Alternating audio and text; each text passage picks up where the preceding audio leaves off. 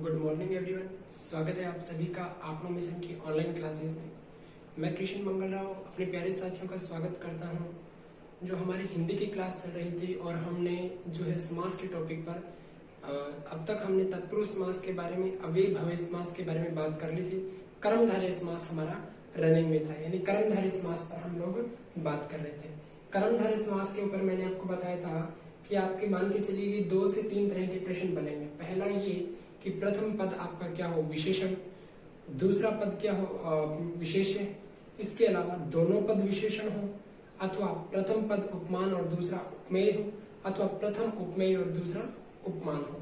इन 4 तरीके की मैंने आपको पिछली क्लास में बता दी थी। यहाँ तक हमने कल तक बात कर ली थी, ठीक है। जो हमारा लास्ट सेशन रहा था, कल हमारी क्लास नहीं हो पाई थी किसी कारणवश से, तो उसी क्रम में हम आज आगे बढ़ते हैं और हमारे समास को कंटिन्यू करते हैं, ठीक है। तो देखिए हमारी बात हो रही थी जो है कर्मधारय समास पर। कर्मधारय समास,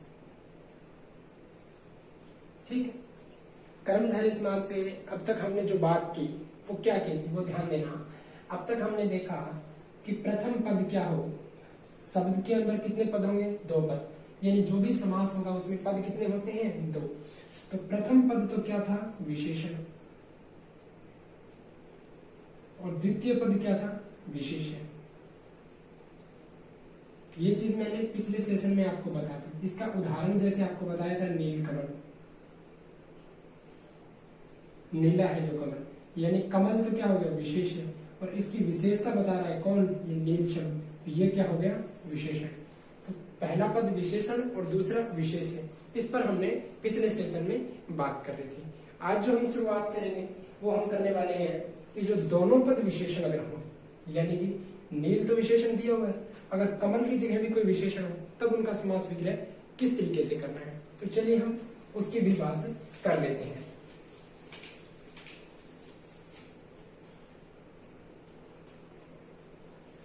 जैसे देखना, मैंने आपको बताया दूसरा पार्ट है हमारा कि यदि दोनों पद विशेषण हो, दोनों पद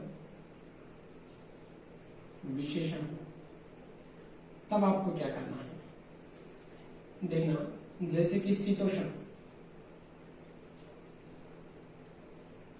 जैसे कि हरा सघन, जैसे कि शीतोष्ण, जैसे कि हरा सघन, जैसे कि देवर्षि, या हम कहें राजर्षि, ठीक है। चलो हम इन 4 उदाहरणों पर बात कर लेते हैं, ठीक। शीतोष्ण, हरा सघन, देवर्षि, राजर्षि, ठीक है। पहली चीज तो आप ध्यान देना कि जो ये चीज बता रहा हूं मैं, सेकंड पार्ट, जैसे कि दोनों पद विशेषण हो, तो ये नहीं पूछेगा कि इसमें दोनों पद विशेषण है, एक पद विशेषण है, कतई नहीं पूछेगा। प्रतियोगी परीक्षा में मैंने आपको बताया 2 तरीके के प्रश्न आएंगे। पहली चीज उदाहरण दे दिया, पूछेगा इसका समास विग्रह निम्न में से कौन सा सही है या कौन सा गलत है। दूसरा शब्द देके पूछा जाएगा निम्न में से कौन सा समास है। ज्यादातर 2 ही तरीके के प्रश्न पूछे जाते हैं। तीसरा अगर प्रश्न पूछा जा सकता है तो ये पूछा जा सकता है कि जो कर्मधारय समास है उसमें कौन सा पद प्रधान होता है, या विशेष्य विशेषण शब्द जो होते हैं वो कौन से समास में होते हैं, उत्तर पद किसका प्रधान होता है, प्रथम पद किसका प्रधान होता है, गौण पद, दोनों पद अप्रधान और कोई तीसरा पद प्रधान कौन से समास में होता है। तो तीसरा प्रश्न यहाँ से बन सकता है। तो ये चीजें आपको समझने के तौर पे बताई जा रही है ताकि हर चीज आपकी क्लियर होती हुई चले। जैसे ही समास टॉपिक हमारा पूरा हो जाएगा, बहुब्रीहि समास तक हम जैसे ही बात कर लेंगे, उसके बाद में कुछ उदाहरण ऐसे होते हैं जिनको उदाहरण को देखकर हमें उनका आंसर देना होता है। जैसे पंजाब शब्द होगा, आगे हम बात करेंगे, उसमें द्विगु समास भी होगा, बहुब्रीहि समास भी होगा, ठीक है। तो हम परीक्षा में कौन सा करेंगे, अगर दोनों ऑप्शन हमारे सामने हैं, ठीक है, या दोनों ऑप्शन में से कोई एक ऑप्शन है, कैसे करेंगे हम, तो वो चीजें भी मैं आपके धीरे धीरे क्लियर करते हुए चलूंगा। और एक डाउट सेशन आपके बिना कहे मैं खुद ही बनाऊंगा, जो उस तरह के प्रश्नों पर एक श्रृंखला आपके सामने रखूंगा। लगभग 10 से 15 एग्जाम्पल आपके सामने रखूंगा, जिससे आपको पता चल जाएगा द्विगु की कहाँ पहचान करनी है, कर्मधारय की कहाँ करनी है, तत्पुरुष की कैसे करनी है, बहुव्रीहि की कैसे करनी है। यानी एक ही उदाहरण में जब अलग अलग तरह के समास होंगे तो हमें उनमें कैसे पहचानना होगा कि निम्न में से कौन सा समास सही होगा। ठीक है, इस चीज के लिए आप निश्चित रहिएगा। एक बार जो मैं बताते हुए चल रहा हूँ, आप यहाँ पर बने रहिए। शुरुआत करते हैं। शीतोष्ण, ध्यान देना, पहले उदाहरण हमने लिया था नीलकमल। ठीक है, कमल की विशेषता थी कि वह कैसा है, नीला। यानी यहाँ पर एक विशेषता और दूसरा क्या था, विशेषण था। मैंने यहाँ पे कहा दोनों ही विशेषण है। क्यों, आप देखना इसका, क्योंकि यहाँ पर क्या है, शीतोष्ण में शीत और उष्ण है, शीत और उष्ण है, जबकि उष्ण और शीत तो दोनों ही विशेषण हो गए ना। कोई किसी की विशेषता तो नहीं बता रहा, उष्ण कैसा होता है, ये तो नहीं कह सकते कि शीत होता है। ठीक है, यानी कि ये दोनों ही अपने आप में क्या हो गए, विशेषण हो चुके हैं। इसी तरीके से हरा और सघन भी अपने आप में क्या है, विशेषण। देव और ऋषि वो भी अपने आप में क्या है, विशेषण। तो फिर इनका समास विग्रह कैसे करेंगे, इनका समास विग्रह करेंगे हम है और जो लगाकर। जैसे कि आप ध्यान देना, जो शीत है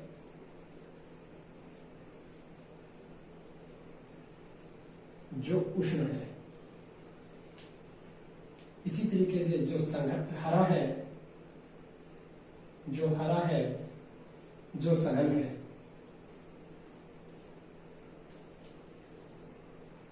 जो देव है जो ऋषि है, और इसी क्रम में जो राज है या राजा है जो ऋषि है। यानी आप ध्यान देंगे, कर्मधारय समास के वे शब्द जिसमें दोनों ही पद विशेषण हो, उनका विग्रह करते समय हमें है जो शब्दों से जोड़ देना है। किससे जोड़ देना है जो शब्दों से जोड़ देना है। किसमें, जिसमें दोनों पद ही विशेषण हो, तो उनका विग्रह कैसे करेंगे, है जो लगाकर। शीत है जो उष्ण, हरा है जो सघन, देव है जो ऋषि, राजा है जो ऋषि। ठीक है, शुरुआत में आप जो लगा रहे हैं तो भी आपका सही है, अगर परीक्षा में नहीं दिया हुआ है तब भी आपका सही रहेगा। ठीक है, तो शीत है जो उष्ण, हरा है जो सघन, देव है जो ऋषि, राजा है जो ऋषि। ठीक है, तो जो और है लगाकर आपको इसका विग्रह करना है। आइए यहां तक चीज समझ में। यानी अब तक दो चीजें हुई कर्मधारय समास में, प्रथम पद विशेषण, दूसरा विशेषण। दूसरी चीज हमने देखी, यदि दोनों पद विशेषण हो तब हमने विग्रह देख लिया कि कैसे करना है। अब हम देखेंगे कि यदि उपमान और उपमेय की बात कर ली जाए, किसकी, उपमान और उपमेय की अगर बात कर ली जाए,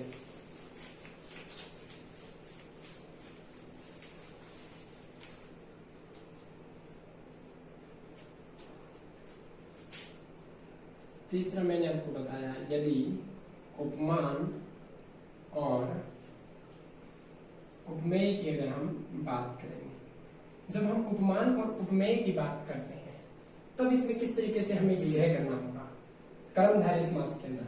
आप देखना, मृगनयनी, मृगनयनी, पाषाण हृदय, पाषाण हृदय, और पाषाण हृदय के साथ में ही हम एक उदाहरण ले सकते हैं, चंद्रमुख,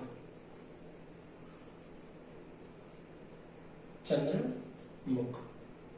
ठीक है, चलिए उपमान और उपमेय एक तरीके से मैंने बताया था, वही बात है विशेषण और विशेषण। ठीक है, लेकिन उपमान और उपमेय में जब आ जाएगा तब हमें किस तरीके से करना है, ध्यान देना। जब हम विशेष्य और विशेषण की बात कर रहे थे तब हमारा उदाहरण था शीतोष्ण। जब हमने विशेष्य और विशेषण की बात की, दोनों पद विशेषण थे तब शीतोष्ण, जब विशेष्य और विशेषण था तब नीलकमल। यानी द्वितीय पद की विशेषता बता रहा था प्रथम, यहां पर दोनों पद विशेषण थे, दोनों पद विशेषता बता रहे थे। यहां पर क्या होगा, यहां पर देखना, मृग की और नयनों की आपस में तुलना की जाएगी, इसकी तुलना की जाएगी किसी से, देखना कैसे, मृग के नयनों के समान नयनों वाली, नयनों वाली, मृग नहीं, मृग के समान नयनों वाले नहीं आएगा, मृग के नयनों के समान नयनों वाले आएगा। ध्यान देना इस चीज को, मृग नहीं, आप ये नहीं कह सकते कि उसके नयन मृग के समान है, नहीं, हम आंखों की तुलना कर रहे हैं इसलिए आंखों के साथ करेंगे। मृग के नयनों के समान नयनों वाले यानी उसके आंखों के समान आंखों वाले, इस चीज की हम तुलना करते हैं। तो उपमान मृग और उपमेय नयनी, ठीक है। पाषाण हृदय, पाषाण के समान हृदय, पाषाण के समान हृदय, चंद्रमुख, चंद्र के समान मुख, ठीक है। अब आप ध्यान देना, जिसमें उपमान और उपमेय, उपमान और उपमेय हो वहां पर हम के समान लगाकर समास का विग्रह करेंगे। क्या लगाकर? के समान। एक एक चीज का ध्यान देते चलना, क्या लगाकर करेंगे? के समान, ठीक है। अब आप ध्यान देना, मैंने तीसरी चीज आपको अभी समझाई है कि यदि उपमान और उपमेय हो तब हमें उदाहरण दिया, जैसे पाषाण हृदय मान लीजिए, पाषाण हृदय, ठीक है। नीलकमल में क्या था? नीला है जो कमल, यानी कि मैं इसको साफ कर रहा हूं आगे वाले उदाहरणों को यहां से। अभी तक मैंने आपको बताया के समान लगाकर आपको इसका विग्रह करना है। अब आप देखना कि नीलकमल जो है इसमें हमने है जो लगाया था, नीला है जो कमल, और शीतोष्ण में भी हमने क्या लगाया था? है जो हम अपना पाषाण हृदय उपमान और उपमेय था, इसमें हमने लगाया के समान, ठीक है। क्या लगाया? के समान। और चौथा हमारा क्या हो जाएगा? उपमान की जगह उपमेय पहले आ जाएगा, उपमेय और उपमान। चौथा हमारा क्या हो जाएगा? उपमेय और उपमान। इसके उदाहरण देखना, बात करते हैं अभी। मैं सबकी तुलना करते हुए साथ में लेके चलूंगा, जिससे आपको समझने में किसी तरीके की कोई परेशानी का सामना नहीं करना पड़े। आप ध्यान देना,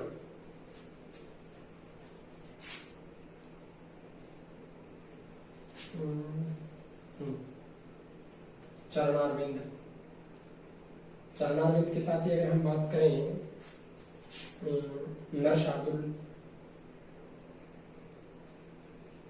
नरशार्दुल, ठीक है। इसी तरीके से हम बात करें क्रोधाग्नि, क्रोधाग्नि,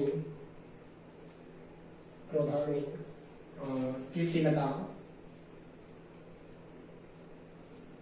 कीर्तिलता, मुखचंद्र, मुखचंद्र, ठीक है। चलिए अब आप ध्यान देना, ये हमने उदाहरण ले लिए हैं किसके? उपमेय और उपमान के। अभी आप ध्यान देना, यहाँ पर मैं एक उदाहरण ले लेता हूं, जैसे कुछ भी मान लीजिए चरणा, या मैं मुखचंद्र ले लेता हूं। यहाँ पर मुखचंद्र, जबकि हमने उपमान और उपमेय की बात की थी, वहां पर चंद्रमुख लिया था। क्या लिया था? चंद्रमुख, और उसका विग्रह क्या किया था? चंद्र के समान मुख, चंद्र के समान मुख, यानी यहाँ पर पहले क्या था? उपमान, और बाद में क्या था? उपमेय, इसलिए चंद्र के समान मुख, ठीक है। अभी क्या आ गया? पहले उपमेय और बाद में उपमान, तब हम इसका विग्रह कैसे करेंगे? ध्यान देना,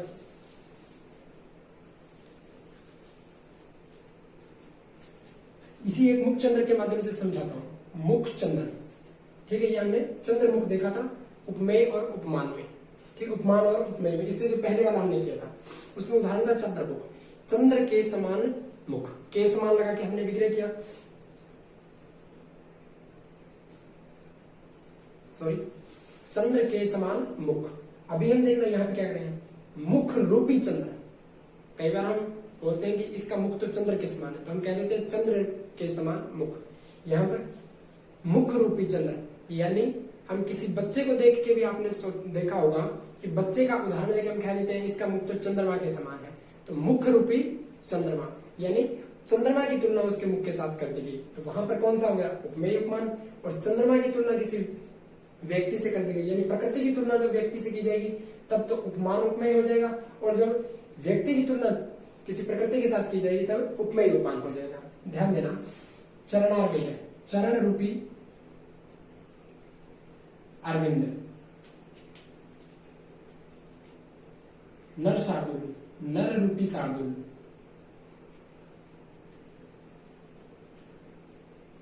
क्रोधाग्नि, क्रोध रूपी अग्नि, क्रोध रूपी अग्नि। इसी तरह कीर्ति रूपी लता और मुख रूपी चंद्र, कीर्ति रूपी लता, मुख रूपी चंद्र, यानी कि इसमें हम रूपी लगाकर क्या कर देते हैं, विग्रह कर देते हैं। क्या लगाकर, रूपी लगाकर। यहां तक आई चीज समझ में। अब आप एक चीज और ध्यान देना, आगे से मैं उदाहरणों को साफ कर रहा हूं। यानी जो कर्मधारय समास था वो हमारा यहां पर कंप्लीट होता है। कैसे कि हमने बात की थी कि प्रथम पद विशेषण और द्वितीय पद क्या था, विशेष्य। प्रथम पद विशेषण, द्वितीय पद विशेष्य हो तो हम है या जो लगाकर विग्रह कर रहे थे। उदाहरण है नीलकमल। जब दोनों पद विशेषण हो, ठीक है, तो हमने किया शीत और उष्ण, यानी शीत अलग है और उष्ण अलग है, दोनों विशेषताएं, तब भी हमने है जो लगा के किया। इसके बाद में आता है पाषाण हृदय, यानी उपमान और उपमेय। जब उपमान और उपमेय की बात आएगी तब हमने के समान लगा के विग्रह किया, और जब उपमेय और उपमान आया, यानी ये इधर आ गया है, ये इधर हो गया, तब हमने क्या लगाया, रूपी। इन दोनों में फर्क समझना है क्या है, एक ही उदाहरण के माध्यम से समझा देता हूं। आपने देखा, पहले मैंने उदाहरण लिया चंद्रमुख और फिर लिया मुख चंद्र, ठीक है, मुख चंद्र। यहां पे मैंने कहा चंद्र के समान मुख, और यहां पे मैंने बताया मुख रूपी चंद्र। अब ये कैसे हुआ, इसकी हम कैसे पहचान करेंगे, तो आप ध्यान देना, यहां पर चंद्रमा क्या हुआ है, चंद्रमा। चंद्रमा क्या है, प्राकृतिक, यानी कि ये एक तरीके से क्या है, प्रकृति। प्रथम पद क्या हो गई, प्रकृति। मुख क्या है, व्यक्ति का, मुख क्या है, व्यक्ति का, यानी दूसरा पद क्या हो गया, व्यक्ति विशेष या मनुष्य का। जब पहला पद प्रकृति और दूसरा पद मनुष्य विशेष का हो तब हम के समान लगा के विग्रह करेंगे। जब प्रथम पद मनुष्य विशेष और द्वितीय पद हमारा प्रकृति हो जाए, यानी ये चीज पलट जाए, तब हम रूपी लगाकर विग्रह करेंगे। तब हम क्या लगाकर विग्रह करेंगे, रूपी लगाकर विग्रह करेंगे। जैसे हमने अभी थोड़ी देर पहले देखा था कीर्ति लता, तो कीर्ति तो क्या था, मनुष्य रूपी था, मनुष्य में कीर्ति होती है, और लता बेल एक तरीके से क्या है, प्रकृति की देन है। तो अगर द्वितीय पद प्रकृति हो तब रूपी, और प्रथम पद प्रकृति हो तो के समान लगाकर विग्रह करेंगे। ये चारों रूप है। आप एक बार स्क्रीनशॉट अगर आप रखना चाहें तो आप रख लीजिएगा, आपको आसानी से समझ में आ जाएगा। कर्मधारय समास हमारा पूर्ण होता है। आगे हम बात करेंगे द्विगु समास के बारे में। चलिए, आशा करता हूं कि मेरे द्वारा जो भी जानकारी आपके साथ में साझा की जा रही है, मेरे प्यारे साथियों, आपको समझने में किसी तरीके की कोई समस्या नहीं हो रही होगी, ठीक है। और जो भी मैं मटेरियल यहाँ पे आपको करवा रहा हूँ, पूरा का पूरा matter as it is PDF format में मेरे टेलीग्राम चैनल पर आपको मिल जाएगा, यानी आपको इसके नोट्स बनाने की आवश्यकता भी नहीं पड़ेगी, ठीक है। फिर भी अगर आप अपने हैंड नोट्स बनाना चाहें तो उससे बेस्ट कुछ नहीं होगा, आप साथ साथ में हैंड नोट्स भी बना सकते हैं। या आप एक बार वीडियो को देखिए, देन उसके बाद में खुद हैंड नोट्स बनाइए और एक बार उसका रीडिंग करके किसी भी बुक से एक बार प्रश्नों का अभ्यास कीजिए, आपको पता चल जाएगा कि आपका टॉपिक जो है वो कितना क्लियर हो चुका है, ठीक है।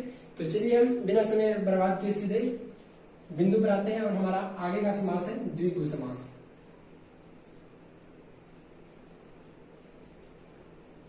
कौन सा समास, द्विगु समास, ठीक है। द्विगु समास में आप एक दो चीजें ध्यान रखेंगे, पहले कि इसका भी क्या होता है, द्वितीय पद प्रधान,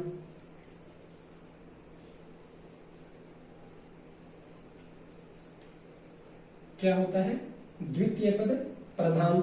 ठीक है, दूसरी चीज आप क्या ध्यान रखेंगे कि प्रथम पद संख्यावाची। प्रथम पद क्या होता है, संख्यावाची।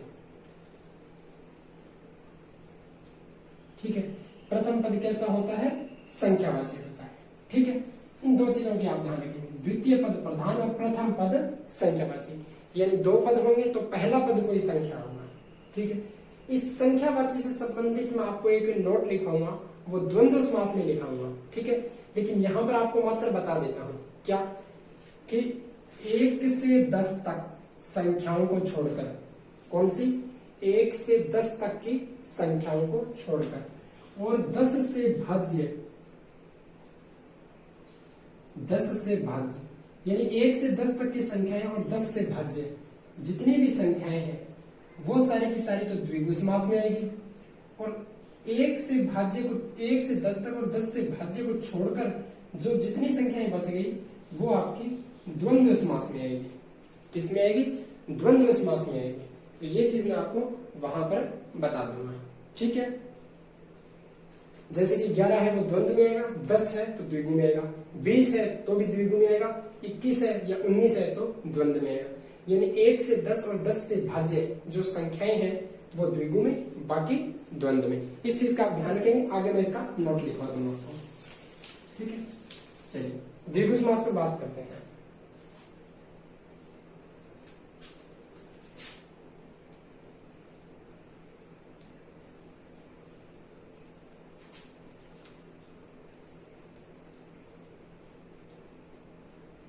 तिकोना, तिराहा, सतरंगा, या हम यूं कहें नवरत्न, नवरत्न या हम यूं कहें नवरात्र।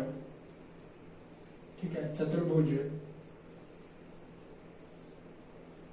ठीक है, चलिए इन उदाहरणों पर हम बात कर लेते हैं। इन उदाहरणों पर हम क्या कर लेते हैं, बात कर लेते हैं। एक आप सप्ताहिक ले सकते हैं। ठीक है, अब इसमें क्या होगा, ध्यान दें, खासकर इसमें क्या होता है द्विगु समास में, जब आप विग्रह करेंगे तो लास्ट में ज्यादातर समूह या समाहार शब्द आएगा। क्या आएगा, समूह या समाहार, अधिकांश शब्दों पर, अधिकांश शब्दों पर हमें अंत में समूह या समाहार लगाना पड़ेगा।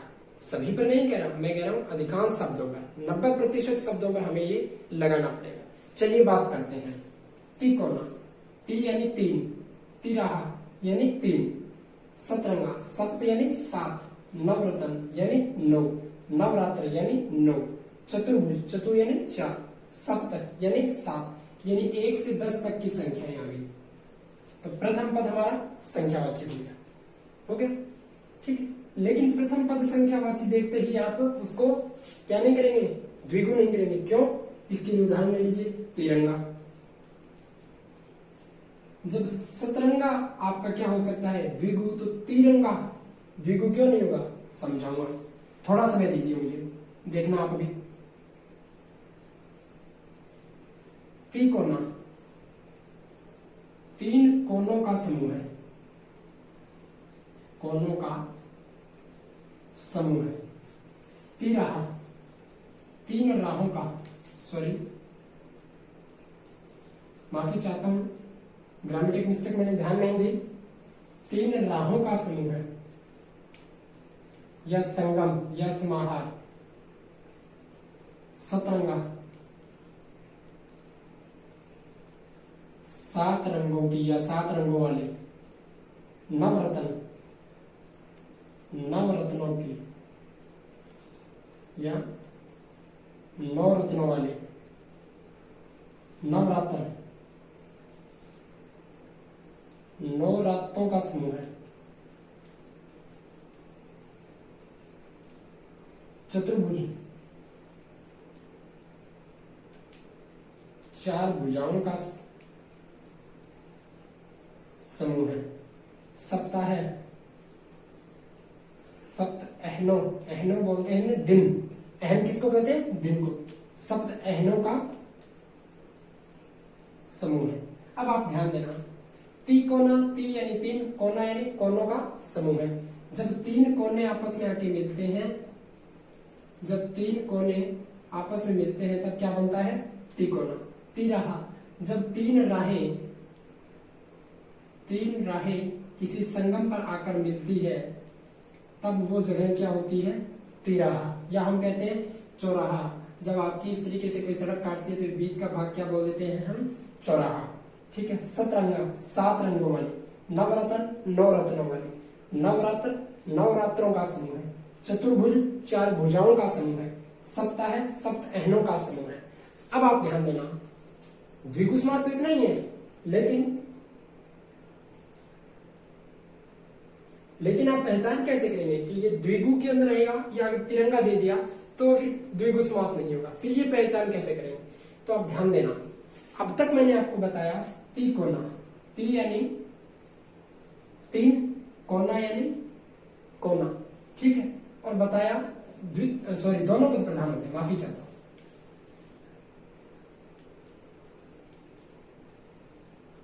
कौन से पद प्रधान होते हैं? दोनों पद प्रधान होते हैं। ठीक है। द्विगु समास में तत्पुरुष के भांति तीन और कोना, और यहां पर भी तीन और कोना, यहां पर तीन और रहा, यहीं पर भी तीन और रहा है, यहां पर सप्त और रंगा, 7 और रंगा, 9 और रतन, 9 रतन, नवरात्र, 9 रात्र, चतुर्भुज, चतुर्भुज, सप्ताह है, सप्त और अहम। यानी जो शब्द दिया है उसी में से हमने विग्रह किया है और उसी में से विग्रह होगा। लेकिन जब हमें इस तरीके के तिरंगा जैसे उदाहरण है या पंजाब जैसे उदाहरण है तो इन उदाहरणों में हमें ध्यान देना पड़ेगा, कैसे समझने का प्रयत्न करना। तिरंगा अगर हम बोलते हैं तो 3 रंगों का समूह नहीं होगा। तिरंगा बोलते ही एक विशिष्ट चीज पर आपका ध्यान चला जाता है कि राष्ट्र ध्वज की बात कर रहे हैं। किसकी बात कर रहे हैं? राष्ट्र ध्वज की बात कर रहे हैं। किसी एक विशेष वस्तु या प्राणी को जब किसी एक नाम से संबोधित किया जाने लग जाता है या उसे ये विशेषता मिल जाती है तो वहां पर कौन सा समास हो जाता है? बहुव्रीहि। कौन सा समास हो जाता है? बहुव्रीहि। यानी कि जहां पर किसी एक की विशिष्ट पहचान बना दी जाए वहां पर बहुव्रीहि समास बन जाएगा। जैसे पंजाब, अगर पंजाब में पंच देखे शुरू में तब तो द्विगु है, लेकिन अगर 5 नदियों का समूह है देखेंगे तो यानी कि वो पंजाब अलग हो जाएगा। तिरंगा, तिरंगा अगर मैं 3 रंगों के कपड़े पहन के आ जाऊंगा तो क्या उसको तिरंगा बोलेंगे? नहीं, तिरंगा बोलते ही हम राष्ट्र ध्वज का नाम ध्यान में रखते हैं। इसी तरीके से आप ध्यान देना, चतुर्भुज, क्या? चतुर्भुज, चतुर्भुज यानी 4 भुजाओं का समूह है। ठीक है। लेकिन 4 भुजाओं का समूह है, 4 भुजाओं का समूह है, तब तो ये हो गया। ठीक है। लेकिन अगर इसे ये कह दिया जाए 4 भुजाओं वाला, तो 4 भुजाओं वाला कौन हो जाएगा? विष्णु, यानी किसी और की बात कर ली गई, जो शब्द में दिया है उसकी बात नहीं की जा रही, तब चतुर्भुज में कौन सा समास हो जाएगा? बहुव्रीहि समास। इसकी पहचान हम कैसे करेंगे? पहचान आसानी से हो जाएगी। जो शब्द साधारणतः किसी दूसरी तरफ इशारा करेंगे, जैसे तिरंगा, उनमें तो आपको बहुव्रीहि करना है। कौन सा करना है? बहुव्रीहि समास। लेकिन जैसे चतुर्भुज है जिसके दोनों पक्ष बनते हैं, वहां पर आपके पास में 1-2 प्रकार के विकल्प मिलेंगे। जैसे कि देखना, द्विगु समास इतना ही मैं एक उदाहरण समझा रहा हूं अभी। ठीक है, देखने का प्रयत्न करना।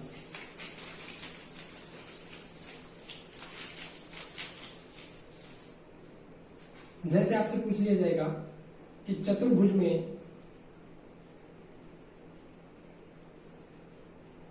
कौन सा समास है? कौन सा समास है? 4 ऑप्शन आपके पास मिलेंगे। प्रथम आपको दे दिया द्विगु, बी ऑप्शन आपको मिल गया बहुव्रीहि,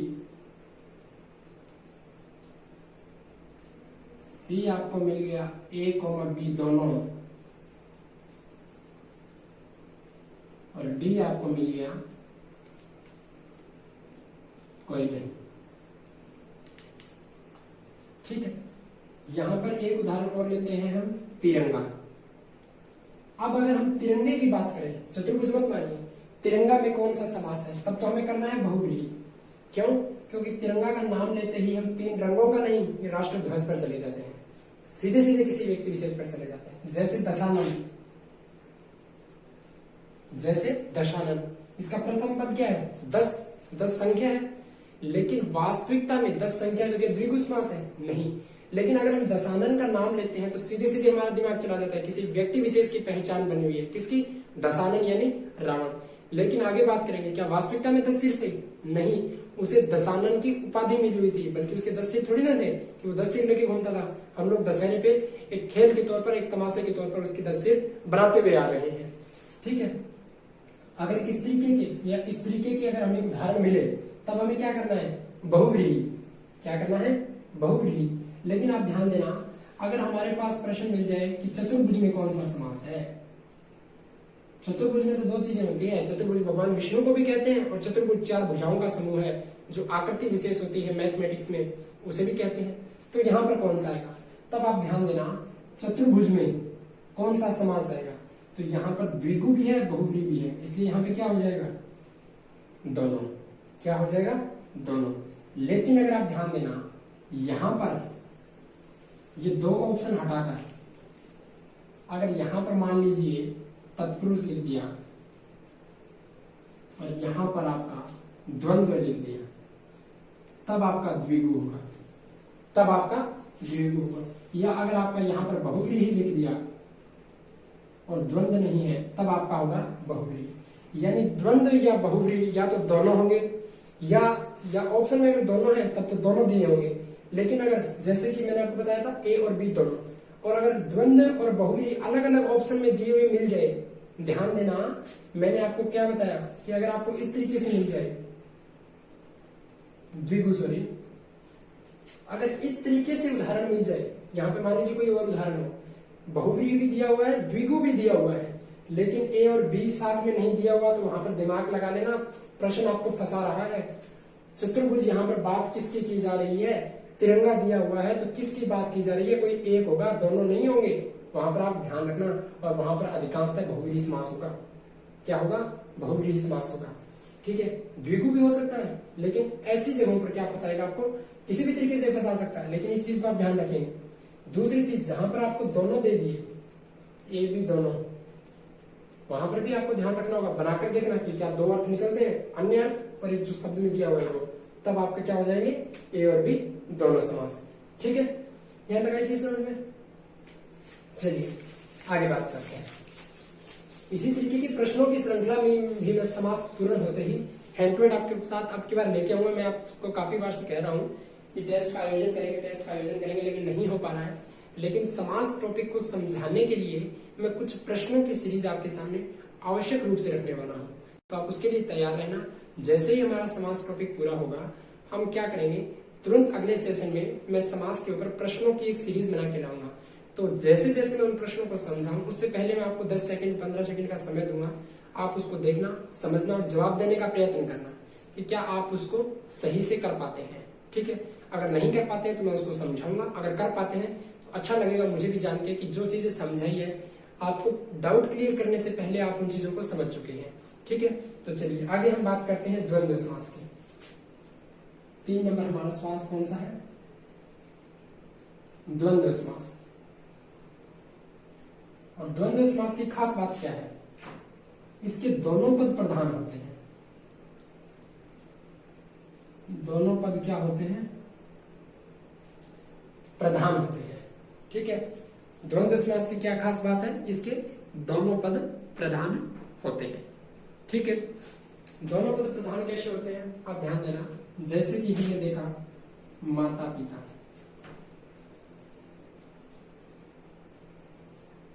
और इसी तरीके से हमने देखा जैसे कि किसान पुत्र,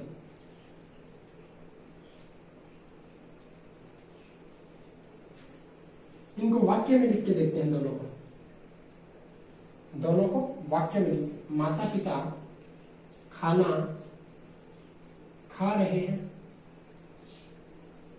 और यहां पर हम लिखते किसान पुत्र खाना खा रहा है।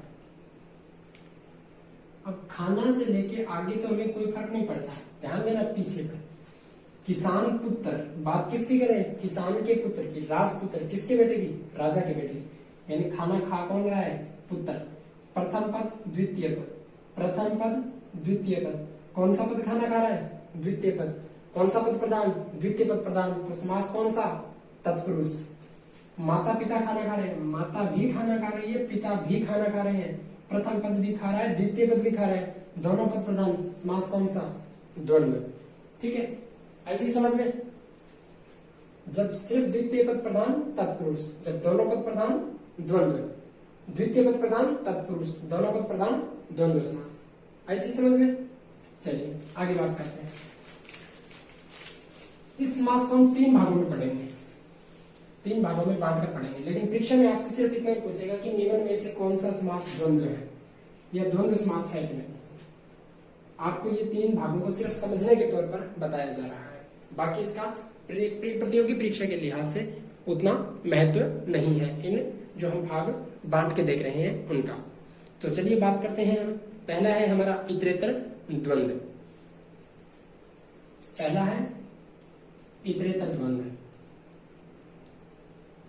इसका क्या मतलब होता है? इसमें जो दोनों पद हैं, दोनों पदों का समान महत्व होता है। दोनों पदों का महत्व जो है वो क्या होता है? समान होता है। कैसे होता है? जैसे अभी मैंने आपको माता पिता का उदाहरण दिया था, जैसे सीताराम होता है, देखना, जैसे सुरासुर, सीताराम, माता पिता, यानी दोनों का क्या है? दोनों पद, जो सीताराम में सीता और राम दिया हुआ है, माता पिता में माता और पिता दिया हुआ है। जैसे राधे श्याम होता है, इसी तरीके से राधे श्याम भी आप ले सकते हैं, या तन मन धन भी ले सकते हैं, तन मन धन। तो इनका विग्रह कैसे करेंगे? देखना, सुरासुर, सुर और असुर, सुर और असुर, सीताराम, सीता और राम, माता पिता, माता और पिता, तन मन धन, तन मन और धन। यानी कि कहने का भाव हुआ कि ऐसे शब्दों में हम और लगाकर समास का क्या कर देंगे? विग्रह कर देंगे। बाकी हमें इसमें कुछ भी नहीं करना है। आपको देखते ही पता चलेगा द्वंद्व समास में दोनों पदों की प्रधानता होगी। कौन से पदों की होगी? दोनों पदों की। लेकिन फिर इसमें हम 3 भागों में बांट के क्यों पढ़ते हैं? 3 भागों में बांटने का मतलब सिर्फ इतना ही है कि यदि यहाँ पर आदि दिया हुआ और दिया हुआ है, अंत में आदि दिया हुआ मिलेगा, इत्यादि दिया हुआ मिलेगा, अथवा हम यूं कहें या वगैरह देखने का मिल जाएगा, तथा, एवं, व, तो उन शब्दों का प्रयोग हमें कहाँ कहाँ पर करना है, वो चीजें हमारी क्लियर सिर्फ यहीं से होने वाली है। कहां से? इन इतरेतर द्वंद्व, समाहार द्वंद्व, वैकल्पिक द्वंद्व, इन द्वंद्वों की जो हम बात करेंगे यहीं से वो हमारा क्लियर होगा।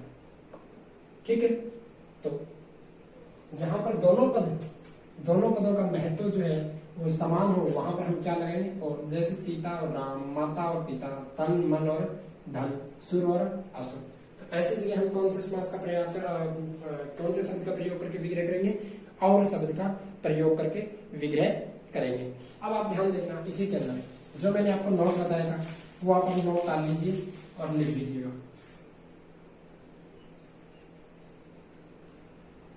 कि 1 से 10 तक और 10 से भाज्य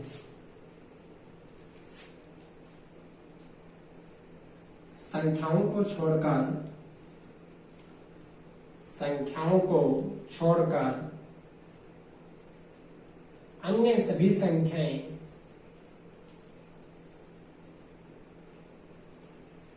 द्वंद्व समास में आएंगी।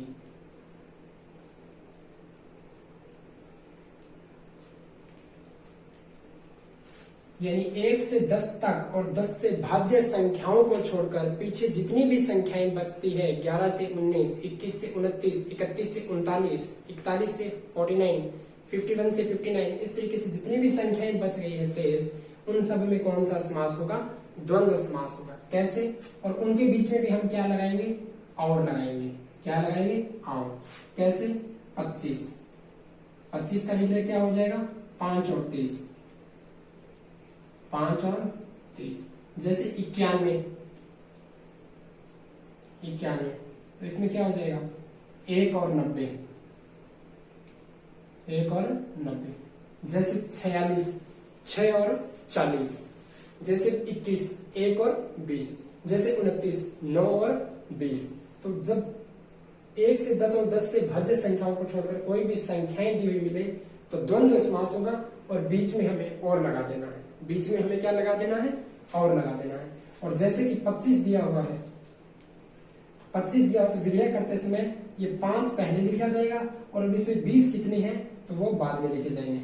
जैसे 91 है तो 91 में 90 से ऊपर 1 है तो 1 तो पहले आ जाएगा और 90 बाद में, और बीच में दोनों में क्या आ जाएगा? और 1 और 90। ठीक है, ये हमारा हुआ इतरेतर द्वंद्व।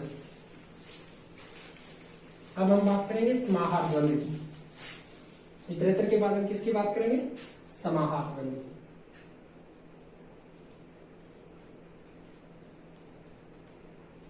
समाहार द्वंद्व की बात करेंगे। समाहार द्वंद्व में क्या होता है? इसमें पहले पद से मिलता जुलता दूसरा शब्द होता है।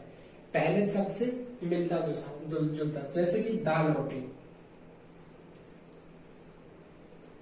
जैसे कि दाल रोटी, ठीक है। इसी तरीके से हम देखें फल फूल, चाय पानी, हाथ पांव। फल फूल, हाथ पांव, चाय पानी, यानी इस तरीके के जो शब्द हैं उनका विग्रह करते समय हम इन शब्दों के आगे सीधे सीधे इन्हीं शब्दों को लिखकर लास्ट में आदि लगा देंगे। जैसे दाल रोटी आदि, फल फूल आदि, हाथ पांव आदि, ठीक है, चाय पानी आदि, या 2 से अधिक शब्द है तो इत्यादि लगा देंगे। दाल रोटी आदि, फल फूल आदि, हाथ पांव आदि, चाय पानी आदि। तो ऐसी स्थिति में कौन सा समास होगा? द्वंद्व समास। मिलते जुलते शब्द जिसमें होंगे वहां पर हम आदि लगाएंगे। कौन सा समास? द्वंद्व समास।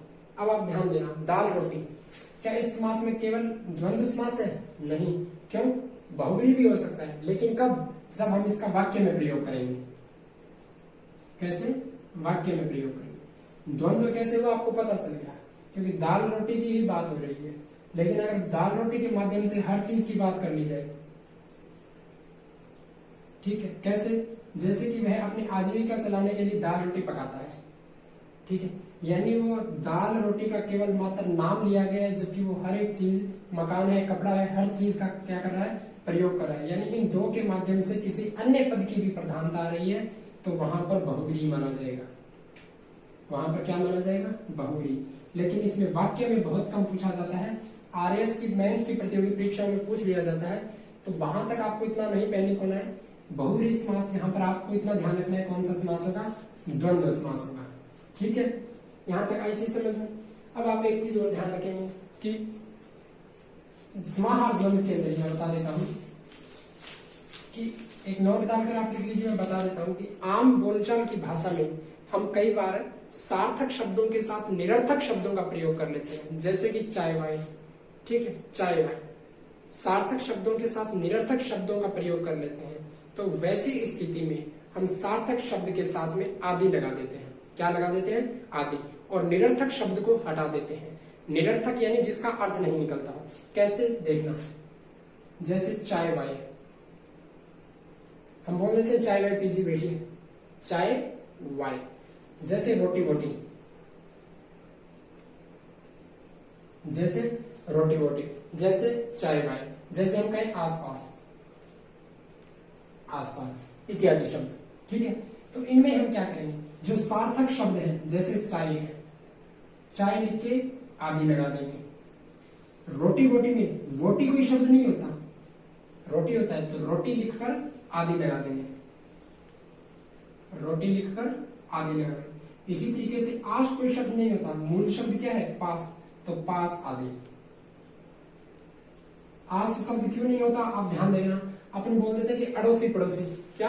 अड़ोसी पड़ोसी, तो पड़ोसी होता है, अड़ोसी कोई शब्द नहीं है। अड़ोसी निरर्थक शब्द है जिसका कोई अर्थ नहीं निकलता। यानी कई बार जब सार्थक शब्दों के साथ निरर्थक शब्दों का प्रयोग कर लिया जाता है तो उनका विग्रह करते समय केवल सार्थक शब्द को लिखकर उसके आगे आदि लगा देते हैं और निरर्थक शब्द को हटा देते हैं, और वहां पर कौन सा समास होगा? द्वंद्व समास माना जाएगा। कौन सा समास माना जाएगा? द्वंद्व समास माना जाएगा। ठीक है, एक बार आप इसका स्क्रीनशॉट रख लीजिए। इसके बाद हम बात करते हैं वैकल्पिक द्वंद्व, और वैकल्पिक द्वंद्व के साथ हमारा द्वंद्व समास पूर्ण हो जाएगा।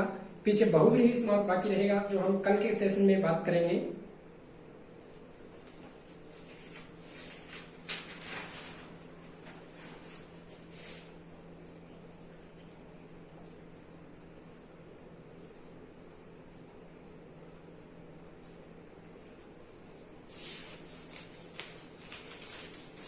द्वंद्व समास का ही तीसरा भाग आता है वैकल्पिक द्वंद्व। कौन सा? वैकल्पिक द्वंद्व। इसकी क्या खास बात है? इसमें जो दो पद होते हैं वो दोनों आपस में विलोम शब्द होंगे, यानी दोनों आपस में क्या होंगे? विलोम होंगे, विलोमार्थी शब्द होंगे वो आपस में, ठीक है।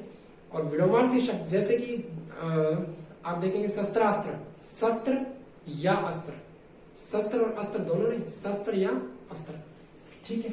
यानी वैकल्पिक शस्त्र का विलोम क्या होता है? अस्त्र, ठीक है। तो शस्त्र और अस्त्र नहीं होगा वहां पर शस्त्र या अस्त्र आएगा। जहां पर वैकल्पिक द्वंद्व दिया होगा, यानी यहाँ पर क्या होगा? विलोमार्थी शब्द दिए होंगे, आपको विलोम शब्द दिए होंगे, विलोमार्थी शब्द मिलेंगे। और जहां पर आपको विलोमार्थी शब्द मिले वहां पर आपको द्वंद्व समास करना है, पहली बात। और उनका विग्रह जब आप करेंगे, द्वंद्व समास में विलोमार्थी शब्दों का जब विग्रह करेंगे तो विग्रह करते समय दोनों पदों के बीच में या लगा देंगे। क्या लगा देंगे? या लगा देंगे। और उनके विग्रह कैसे होंगे आप देखना, जैसे कि धर्माधर्म, जैसे कि मैंने आपको बताया शस्त्रास्त्र, जैसे कि धर्माधर्म, जैसे कि शस्त्रास्त्र आ गया, जैसे 1-2 आ गया, लाभ हानि आ गया, जैसे 1-2 आ गया, लाभ हानि आ गया, या यहीं पर आप देखना शीतोष्ण आ गया,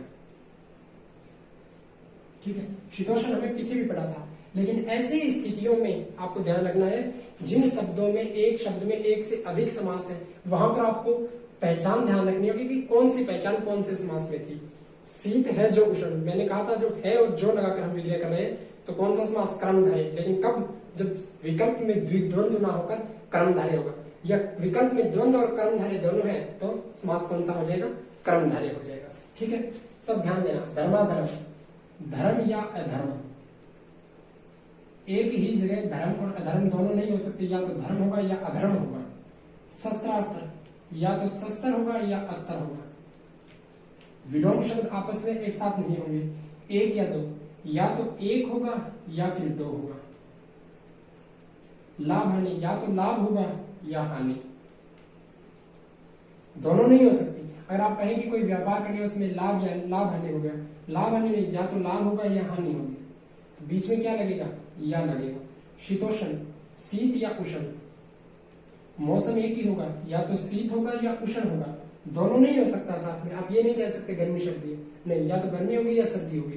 तो अगर विकल्प के अंदर द्वंद्व और कर्मधारय दोनों है तब तो शीतोष्ण में दोनों रहेंगे, लेकिन अगर कोई एक दिया हुआ है तब आपको वहां पर पहचान ध्यान में रखनी होगी, ठीक है। कौन से समास में? द्वंद्व और कर्मधारय दोनों में। इसी तरीके से जीवन मरण, तो जीवन या मरण आएगा, क्योंकि दोनों चीजें एक साथ में नहीं आ सकती, ठीक है।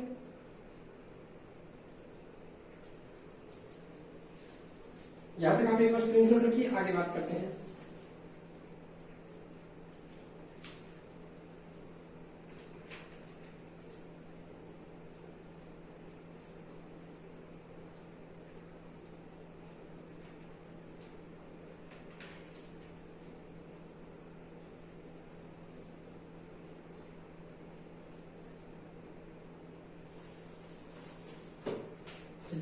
इसका स्क्रीनशॉट रख लीजिए।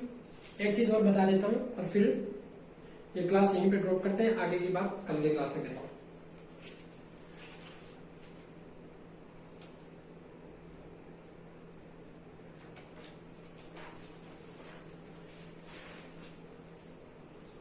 जो मैंने अभी आपको इतरेतर द्वंद्व बताया था वहां पर मैंने आपको संख्यावाची शब्द बताए थे, ठीक है। यानी जैसे कि 1 से 10 तक की संख्याएं छोड़कर और 10 से भाज्य संख्याएं छोड़कर कौन से समास में आ रही थी? द्वंद्व में। तो आप ध्यान रखना, अगर आपको दिया हो 5, 6, क्या दिया मिले? 5, 6, तब आप क्या करेंगे? 5 और 6, 5 और 6। लेकिन यदि आपको दिया हुआ मिले 5 7 में समास विग्रह क्या होगा, तब आप ये नहीं करेंगे 5 और 7। क्यों? ध्यान देना, यदि क्रमागत 2 संख्याएं दी हुई है, क्रमागत संख्याएं दी हुई है, तब तो हमें और लगाना है।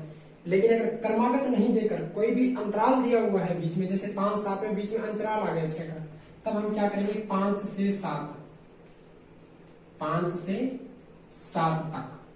कैसे समझना, अगर हम कहते 5 6 लोग थे तो या तो 5 थे या फिर 6 थे, या तो 5 या 6, इसलिए 5 और 6। लेकिन अगर बोल दिया जाए 5 7, हम कहते हैं कि आप 5 7 व्यक्ति आ जाना, अगर वो 6 आ जाए तो क्या गलत है? नहीं, यानी हमने 5 और 7, 5 से 7 तक उनको बुलाया है। ठीक है। एक चीज और आप ध्यान रखना, हिंदी के दृष्टिकोण से 6 ये शुद्ध होता है। कौन सा शुद्ध होता है?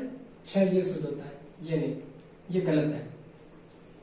हिंदी के दृष्टिकोण से ये 6 गलत है। नहीं, कुछ बच्चे इस तरीके से भी लिखते हैं, कुछ इस तरीके से भी लिखते हैं, है पे भी लगाते हैं, नए पर भी, और कुछ यहाँ पर भी लगाते हैं। तो ये नहीं भी गलत है, ये नहीं भी गलत है, ये अनुस्वार जो यहाँ पर लगा रहा है वो नहीं सही है। तो इन पर जो हम शब्द शुद्धि की या वाक्य शुद्धि की जब बात करेंगे तो इनको भी देखेंगे एक एक को विस्तार से। अब तक हमने 3 समासों की बात कर ली है, और जो उपभेद थे तत्पुरुष के द्विगु और कर्मधारय उनकी भी बात कर ली। हमारा एक समास बचा है बहुव्रीहि, उस पर कल बात करेंगे। जुड़े रहिएगा अपना मिशन के ऑनलाइन क्लासेस के साथ। अब मैं विदा चाहता हूँ, कल फिर बात करते हैं। तब तक के लिए गुड लक, धन्यवाद।